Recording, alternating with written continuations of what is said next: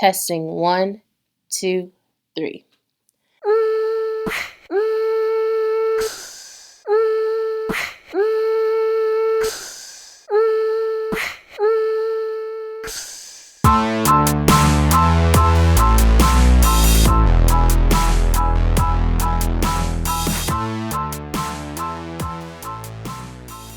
Hi everyone, and welcome to another Woke Wednesday. This podcast was created to shed light on different societal issues which have been at the forefront of public discourse through one of the most divisive times in American history. More so, it was created with the intent of allowing those who have often been neglected, shunned, or misunderstood to have a chance to share their experiences and thoughts. I hope that this dialogue encourages critical conversation and activism amongst all listeners. And I hope you'll tell all your friends about it and share it on your social platforms. Now, let's get started with these current events. UGA employee Skylar J. is currently suing the university and university healthcare providers over healthcare guidelines that he believes are discriminatory against him and other transgender people.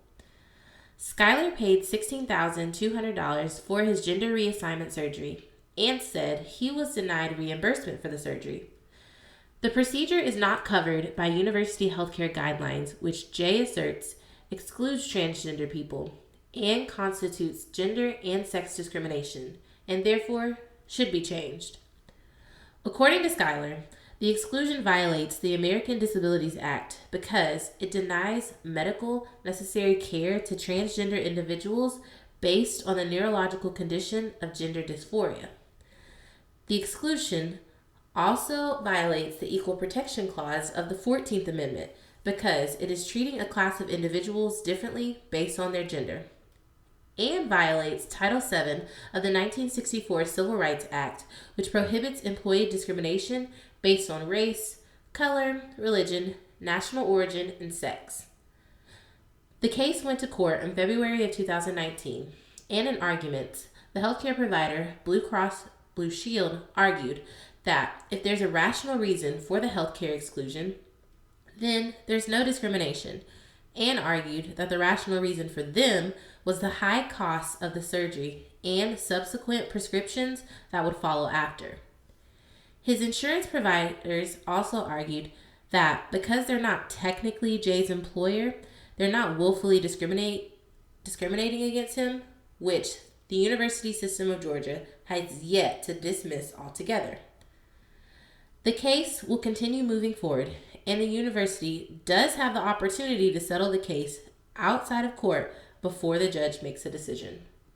While I don't personally know Skylar, I am proud of him for using his platform and experience to raise awareness concerning trans health issues and the exclusions listed by healthcare providers that don't allow trans people to get the procedures they need and medications they need at affordable costs, or even at all. To continue to have these exclusions sends the already apparent message that trans people aren't allowed to have basic human rights, such as access to affordable health care, in this case, or treated equal altogether. We, as a society, holistically, have failed at treating all humans as valued and with the utmost dignity they deserve. I hope that Skylar receives the benefits that he should have had in the first place, and the laws ultimately change, so that trans people are no longer excluded from getting what they individually need at an affordable cost. Freshman Democratic Congresswoman Representative Ilhan Omar. Let's talk a little bit about Congresswoman Ilhan Omar. Congresswoman Omar's recent statements that have drawn some controversy. Representative Ilhan Omar's comments from a few weeks back about 9/11 and being Muslim in America have become a thing. Representative Dan Crenshaw quote tweeted a clip saying that she is the first member of Congress to ever describe terrorists who killed thousands of Americans on 9/11 as some people who did something. CARE was founded after 9/11 because they recognized that some people did something and that all of us were starting to lose access to our civil liberties. His statement was amplified by tens of thousands of retweets and suggestive media coverage.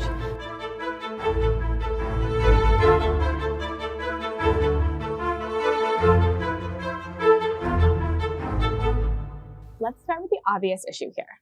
Representative Crenshaw shared a short snippet of Omar's 20-minute speech. It took place about a week after the New Zealand attacks, which she used the opportunity to make the case for Muslim activism. Here's the truth. Far too long, we have lived with the discomfort of being a second-class citizen. And frankly, I'm tired of it, and every single Muslim in this country should be tired of it. CARE was founded after 9/11 because they recognized that some people did something and that all of us were starting to lose access to our civil liberties. So you can't just say that today someone is looking at me strange, that I am going to try to make myself look pleasant. You have to say, this person is looking at me strange. I am not comfortable with it. I am going to go talk to them and ask them why. Because that is a right you have. While she misstates the history of CARE, it was founded in 1994, not after the September 11th attacks. Crenshaw clips her remarks, excluding the piece about civil liberties. Plus, not everyone always refers to the 9/11 terrorists as terrorists. I can hear you, the rest of the world hears you, and the people who knock these buildings down will hear all of us soon. Regardless, the snippet of her speech stirred up critics who questioned her Americanness. Yeah, some people did something, like an unprovoked attack. Really? There's so few people did something? You have to wonder if she's an American first. A question she has addressed during and since the speech. I took an oath to uphold the Constitution. I am as American as everyone else is. As an American member of Congress, I have to make sure that I am living up to the ideals of fighting for liberty and justice. Those are very much rooted in the reason why my family came here. The audience for Omar's speech was American Muslims, and she was discouraging Islamophobia, something that former President George W. Bush did in the months and years following 9/11. America counts millions of Muslims amongst our citizens. And Muslims make an incredibly valuable contribution to our country. Muslims are doctors, lawyers, law professors, members of the military, entrepreneurs, shopkeepers, moms and dads, and they need to be treated with respect. In other news that relates to treating humans with the dignity that they deserve, Congresswoman Ilhan Omar, my girl, I really, really like her, is being targeted by President Trump after he released an edited video of some remarks she made during a civil rights speech about Muslims, along with the videos of 9/11.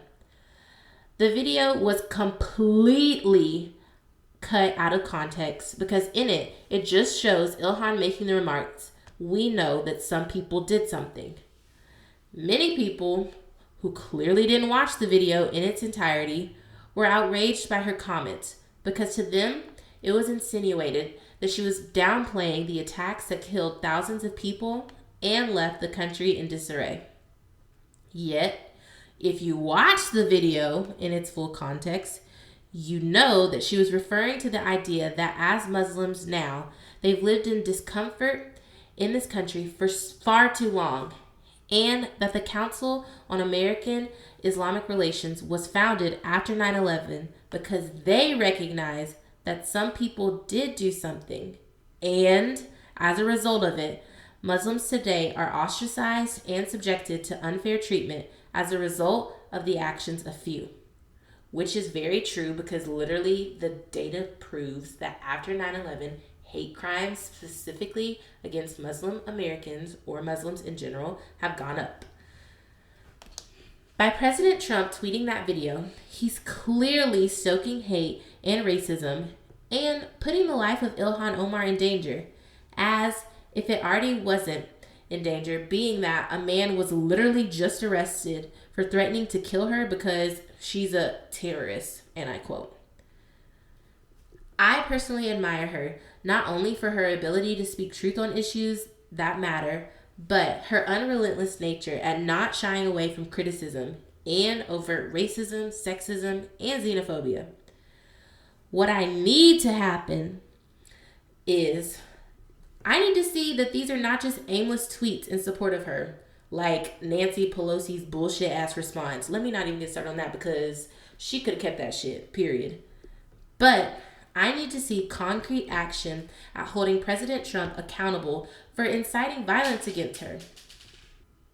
As more and more of our news and politics become entrenched with online platforms and media outlets owned by large corporations, society must adapt and become more media literate in order to understand what is being said across varying media texts, which is something that honestly should be taught in schools, alongside literature from the very beginning of adolescent growth. But we can talk about that a little later in another episode because media literacy is very important and people need to be able to understand it and actually apply it to their own personal lives, which in this case, President Trump did not do. But let me get on to this week's episode. Now, as we touched on the issue of healthcare earlier in this episode, I wanted to expand this week's episode to cover the widely debated issue of healthcare and how it needs to improve soon in order to help improve the lives of millions of Americans. Wow, I'm clearly no expert on the intricacies of healthcare, policy, and insurance providers. I do have friends invested into the healthcare field and ones that are working to improve it. My girl, Jonna Young, for example, is a health promotion major at UGA and has some very candid and valuable thoughts regarding the issue that I believe are worth sharing. Jonna explained that healthcare disparities amongst low-income communities, rural areas, and areas dominated by people of color all coincide with multiple issues and stem from historical pain relating back to the mistreatment by white doctors on people of color. Today, rural areas specifically lack access to healthcare professionals in comparison to more suburban and city areas. The numbers are so scarce that there are loan forgiveness programs in order to urge more doctors to work in these areas known as HPSA, or Healthcare Professional Shortage Areas. Where you live is definitely a determining factor in the quality of life a person has and their ability to afford insurance. If you listen to previous episodes on environmental racism or climate change, you'll be able to understand more clearly how access to high-quality food or water varies based on region, thus making healthcare a major disparity. Period. When talking about healthcare, we most often refer to Medicaid in terms of talking about those who are poor and typically, although not always, have this, if they can even qualify or afford it. Jonna mentions that Medicaid doesn't always cover what people need, and out-of-pocket costs are a factor most can't pay, which is stemmed from the fact that they don't have great health care or the resources to pay for these costs, which also stems from a lack of economic mobility and stability because the people in these areas that typically have health ailments are the ones working very labor-intensive jobs, which are often more prone to injuries. But this is all they're able to do because of different factors. And you all know what I'm talking about. Systemic oppression. Another controlling factor is the fact that these jobs often require longer hours. People in them typically have little time to take preventative measures such as exercising regularly and more than likely don't have access to higher quality foods like fresh fruit, vegetables, or they may lack the complete knowledge of the proper foods they need to be eating altogether. All of these preventative measures have the capacity to prevent different diseases such as type 2 diabetes, cardiovascular disease, and even cancer. Yet, we also often see these certain diseases in higher numbers in racially ethnic communities and low-income ones, which furthers healthcare disparities altogether. I got sick when I was a little kid. I was about 11 years old. The United States has the most complex healthcare system in the world. It's our country's immune system, and like any immune system, it's not perfect. My immune system doesn't know that my small intestine is a thing it should not attack. That's Matthew. He lives in Massachusetts, and he has Crohn's disease. Stabbing abdominal pain at like 2 o'clock in the morning. I had imaging done, CT scan, incredibly expensive IV antibiotic therapy. The worst experience of my life. I cannot imagine the stress that going through that experience and not having health insurance would have caused. Matthew is one of the 70 million Americans, 1 in 5, who gets his healthcare paid for by Medicaid. Without Medicaid, without access to really good medical care, I wouldn't be alive. Medicaid paid for all of those things. But the thing about Matthew is, if he lived in a different state, he might not have Medicaid. This state-by-state inequality is baked into the Medicaid system and the American health system at large. We hear all the time that we spend more on health care, far higher health care costs than any other developed nation, any other developed country, and the results are worse. But that's an average. There are many states that have great outcomes. States where life expectancy, infant mortality, and preventable hospital admissions look like European countries, but not every state. If you look at the states below the U.S. average, those with the lowest life expectancies, the highest infant mortality rates, and the most preventable hospital admissions, they all have something in common. A sizable portion of their population doesn't have health insurance. Regardless of what you see on TV, the most life-saving medical care in this country isn't sexy.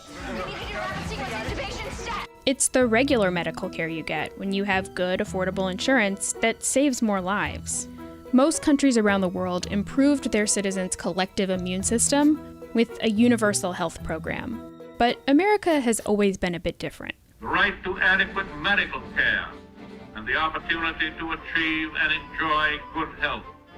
FDR's New Deal to help the U.S. beat the Great Depression in the early 1930s focused way more on unemployment and Social Security than on health care. And there was a reason for that. The American Medical Association, the largest trade group for doctors, lobbied hard against any form of national health insurance whenever FDR proposed it, so he and his administration let it go. And when they did, private insurance companies stepped in.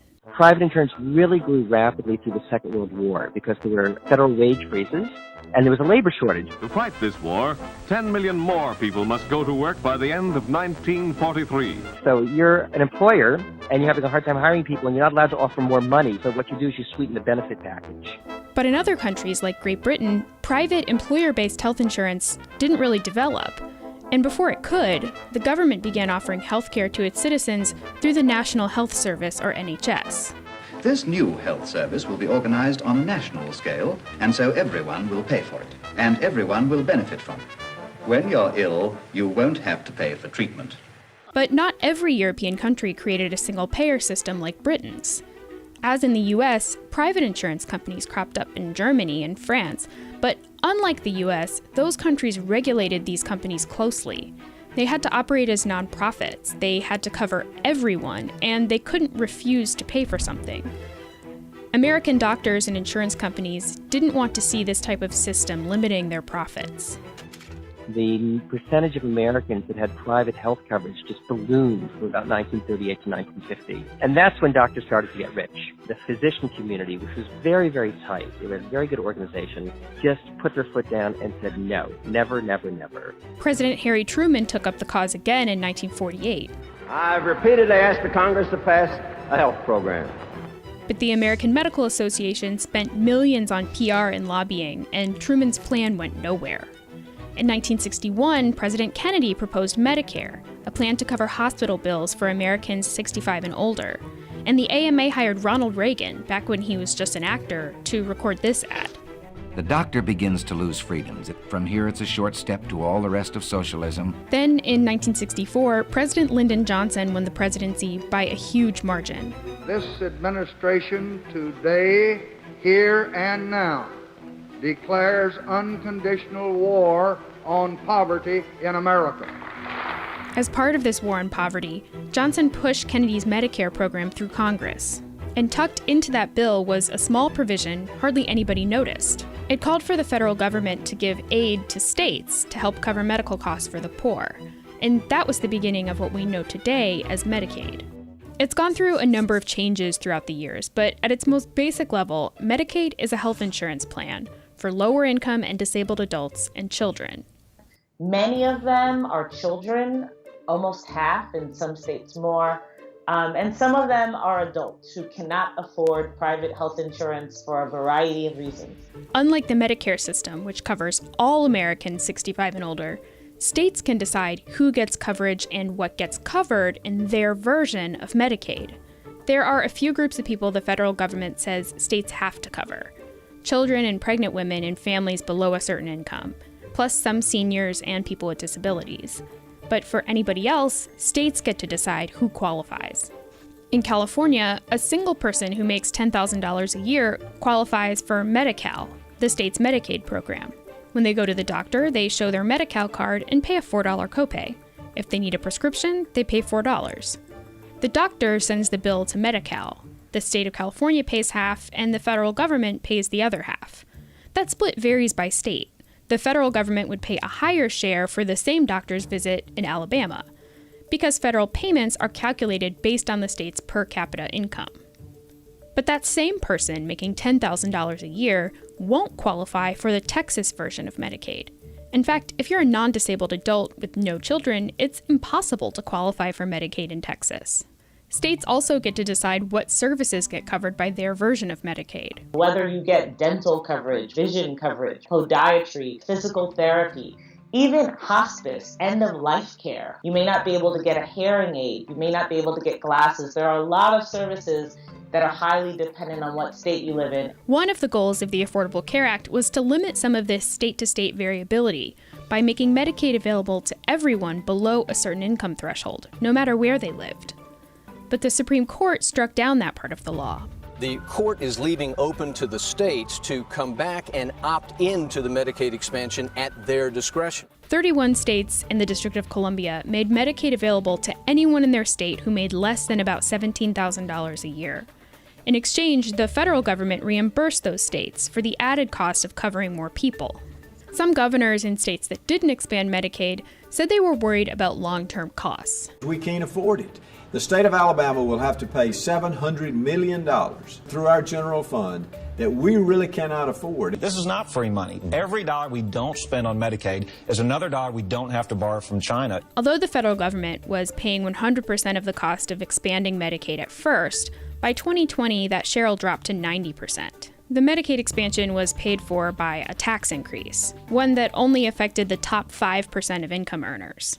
But it is true that Medicaid costs are rising. They made up 10% of federal and state budgets 30 years ago, and today that share is more than 25%. Part of that increase is a reflection of the rising cost of healthcare as a whole. Healthcare spending went from about 9% of GDP in 1980 to 17% in 2013. Although it's worth pointing out that increase was much smaller in other countries. Conservatives worry that more people on Medicaid will only increase costs further. Everyone who qualifies based on a given state's rules and eligibility criteria is able to get that service or get that benefit. And there's no cap, there's no limit to how much the federal government will reimburse states.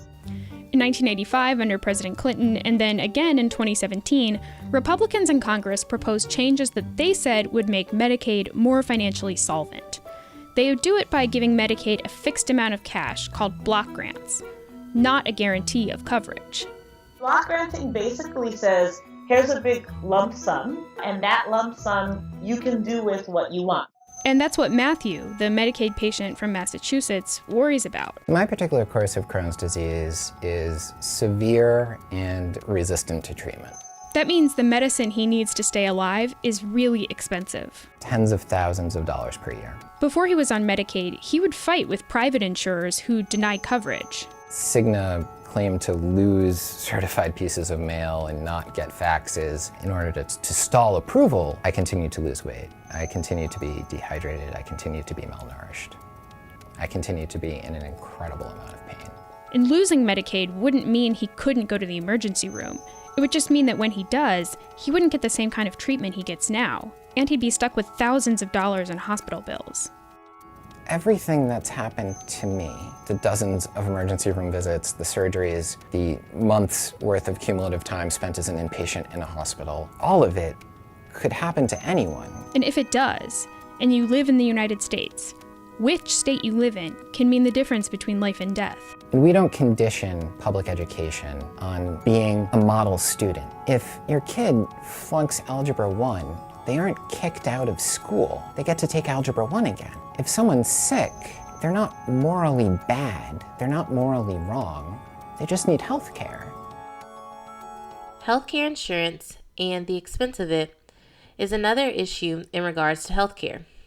Insurance is expensive, and a lot of people don't have the means to afford it or the procedures or medicine that they need. For example, when I was diagnosed with my hernia a little while ago, I had to be put to sleep just to see how extensive it was. And the out-of-pocket cost for me to be put to sleep for literally 10 minutes and to have a little camera put down my throat was $3,000. Thankfully, my dad's insurance covered it, or else I just would have been shit out of luck because honestly, who can afford that?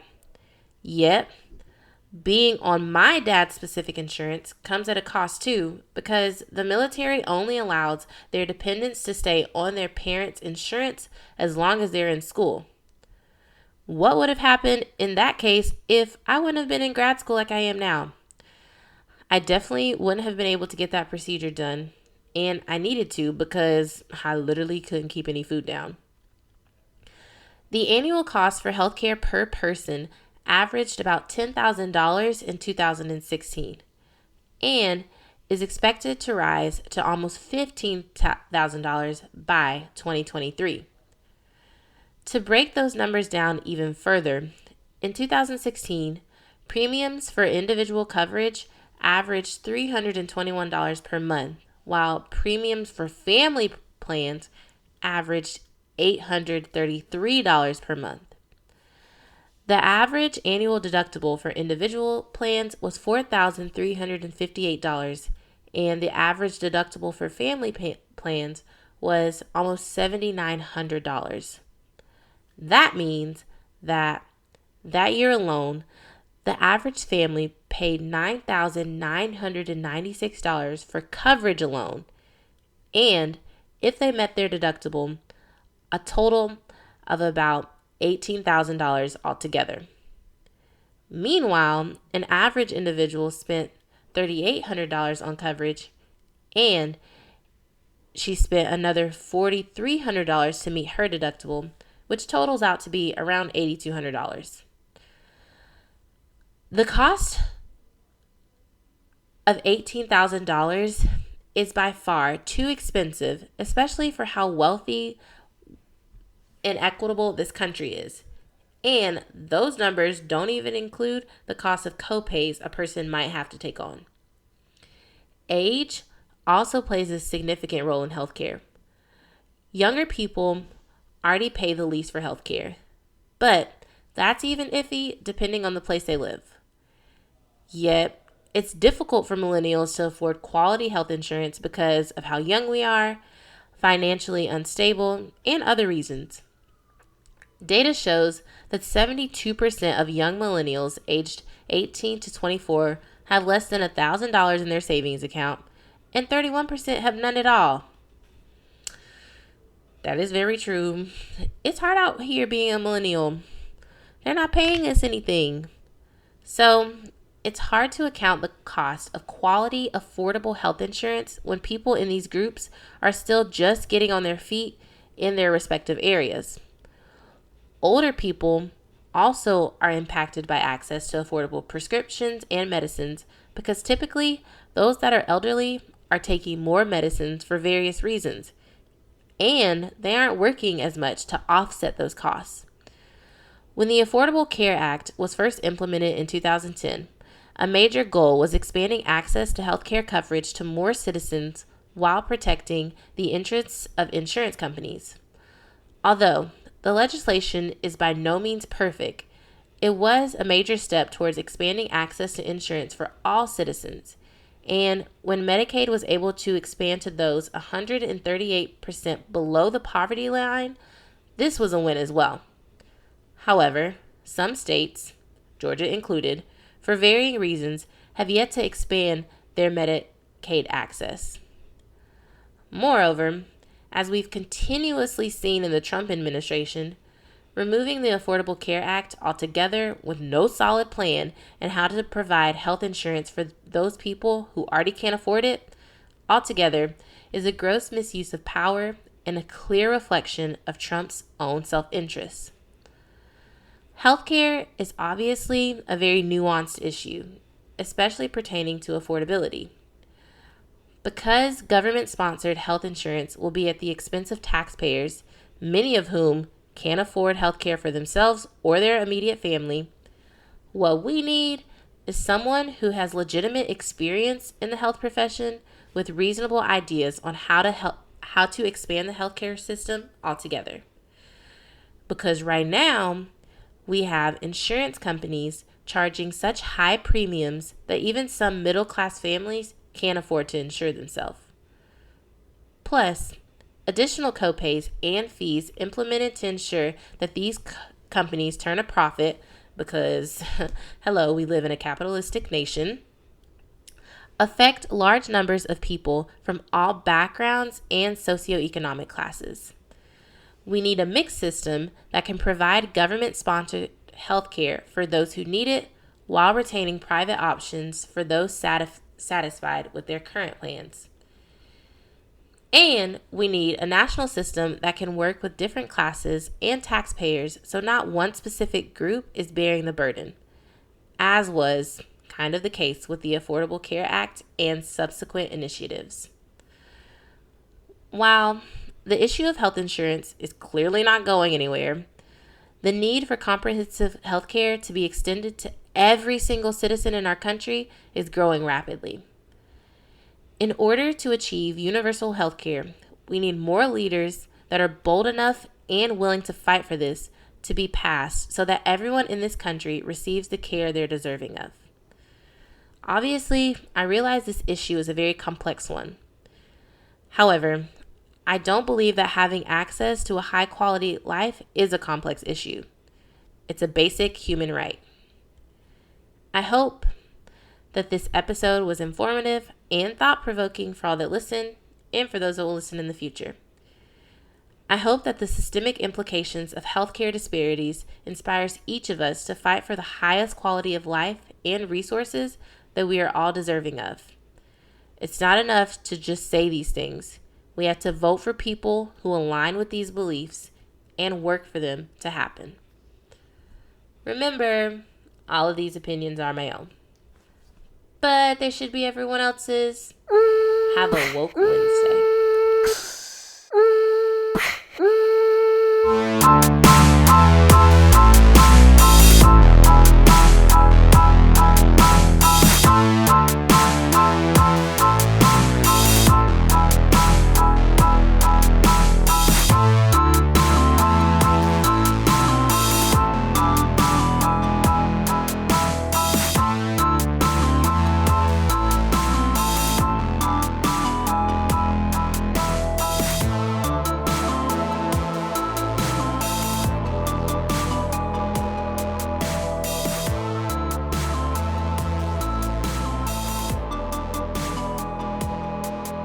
Thank you for another Woke Wednesday. Transcripts of entire episodes will be available on the Woke Wednesday website. Episodes are written and produced by Hannah Mason and Trey Leonard of Lenico Entertainment. Episodes are hosted by Hannah Mason and edited by Trey Leonard. All graphics are designed by Anna French,